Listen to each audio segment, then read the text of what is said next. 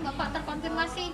Jadi sudah dieksekusi. Dinas Kesehatan Kabupaten Musirawas telah menerima vaksin Sinovac sebanyak 4.000 vial atau dosis yang saat ini disimpan di gudang farmasi milik Dinas Kesehatan. Jumlah vaksin yang diterima tersebut diperuntukkan bagi 2.000 orang sasaran vaksin. Berdasarkan data dari Kemenkes Dirjen P2P, pada vaksinasi tahap 2 termin pertama untuk lansia sebanyak 38%, pejabat atau DPRD 100%, tokoh agama 40% sampai 100%, pedagang pasar 10-40%, guru 14-20%, TNI Polri 20-65%, ASN 2-25%, dan termasuk wartawan tukang ojek 2-20%.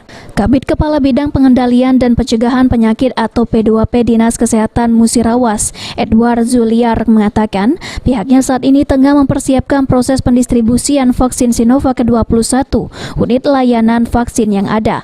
Direncanakan besok proses distribusi vaksin baru akan dilaksanakan, sedangkan untuk pelaksanaan vaksinasi secepatnya bakal digelar.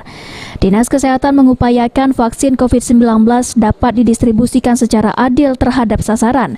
Meski pihaknya harus melakukan skala prioritas terhadap penerima vaksin, namun Dinas Kesehatan memastikan semua sasaran akan menerima vaksin COVID-19. Kami itu menerima alokasi vaksin dari Dinas Kesehatan Provinsi Sumatera Selatan sebanyak 4.000 dosis. Dalam artian di sini